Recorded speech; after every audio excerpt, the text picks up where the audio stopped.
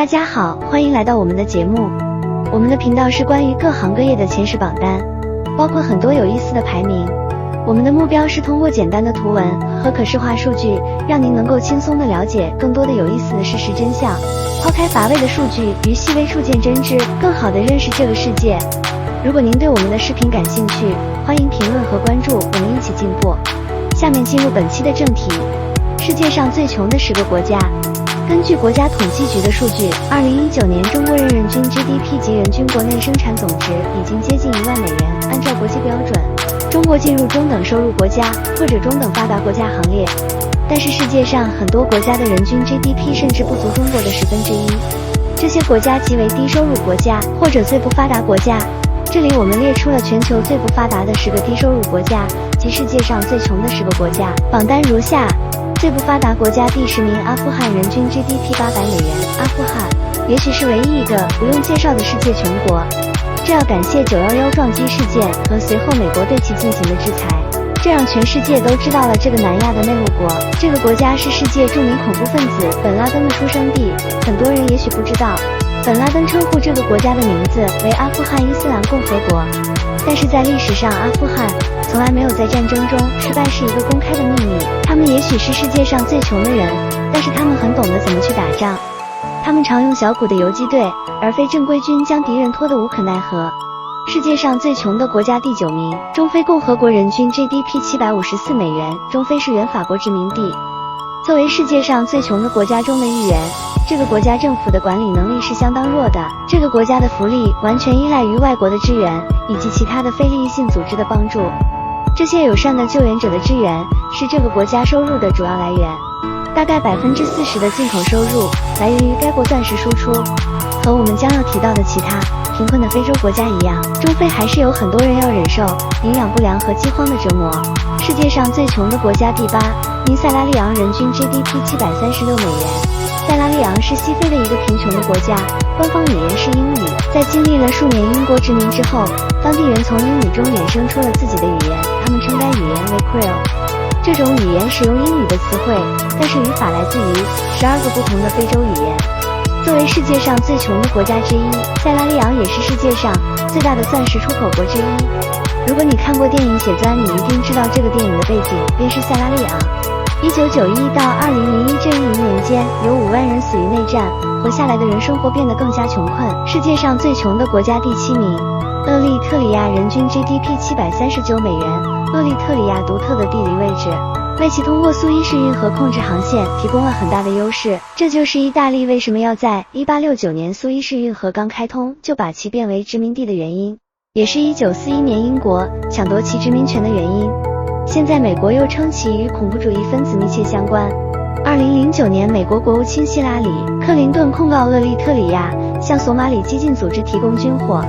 有意思的是，在历史上，埃及的法老常常把厄立特里亚作为其战象及打仗用的大象的来源地，所以渐渐的大象在厄立特里亚的土地上销声匿迹。世界上最穷的国家第6名，尼日尔，人均 GDP 736美元。尼日尔是非洲最穷的国家之一，该国国土80%以上都被撒哈拉沙漠覆盖。这个国家看上去实在是不适合人类生存，并且更糟的是，持续不断的干旱让这个国家的沙漠化更加的严重。终有一天，尼日尔整个国家都会被沙漠吞噬。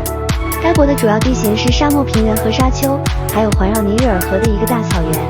大概5000年前，这片土地还是富饶的大草原。最近2000年持续不断的沙漠化改变了该国的地貌，恶劣的自然环境也是该国贫穷的主要原因之一。世界上最穷的国家第5名，索马里，人均 GDP 600美元。没错，这就是那个经常喜欢抢劫别国货船、海盗横行的国家。和其他非洲国家不同，索马里从未沦为过殖民地。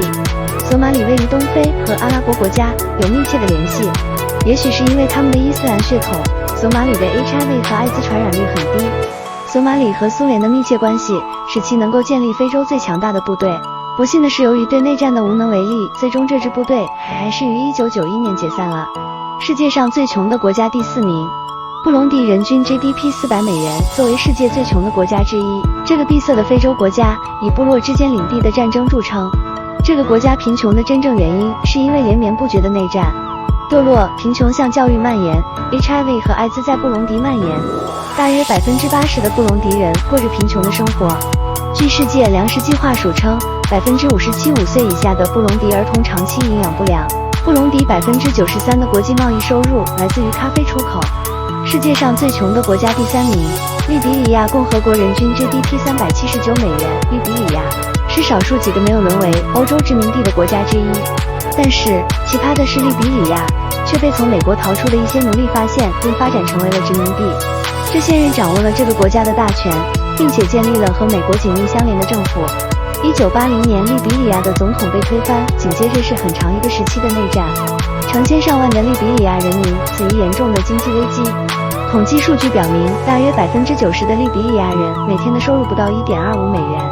作为世界最穷的国家第3名，利比里亚的失业率高达85%。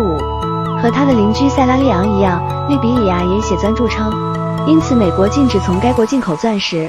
平均每个妇女会生7个孩子，这导致了44年利比里亚的生活发展进步微弱，世界上最穷的国家第2名。刚果民主共和国人均 GDP 334美元，不要把刚果民主共和国和刚果共和国搞混。刚果民主共和国在1997年前成为扎伊尔。刚果是非洲最大的国家，官方语言是法语。刚果的人口比法国人口多1000万。1998年开始的第2次刚果战争让整个国家变得萧条。这次战争有7个其他国家的部队参与，并导致2战后很高的死亡率。这次战争导致54万人丧生。在非洲，这次战争被称为非洲世界战争。据估计，在2010刚果每月有4万5千人在战争中死亡。刚果也是世界上食人部落存在最多的国家。世界上最穷的国家第1名，津巴布韦人均 GDP 0.1美元。极度的通货膨胀让津巴布韦沦为世界最穷的国家。之前它还位居世界最穷第10位，但是恐怖的通货膨胀让这个国家的经济垮掉了。通货膨胀让这个国家从2007年开始印了10个亿美元的货币，但是这些钱仅仅购买几个鸡蛋。2008年8月，政府决定让银行从货币的末尾减掉10个零，因为这些零已经不起任何作用。除了经济问题，津巴布韦的人均寿命也是世界最低的，男性平均寿命为37岁，女平均寿命为34岁。导致过早死亡的原因之一是高达20.1%的人都携带着 HIV 和艾滋病原体。健康问题的解决看不到希望。2009年4个最大医院，其中有3个还有该国唯一的医学院都被迫关闭了。看到这些世界上最穷的国家的生活，你还在感叹自己过得不如意吗？让你生活在这样的国家，你是否还有勇气生活下去呢？如果您喜欢我们的节目，欢迎您留下评论并关注我们，您的支持是我们最大的动力。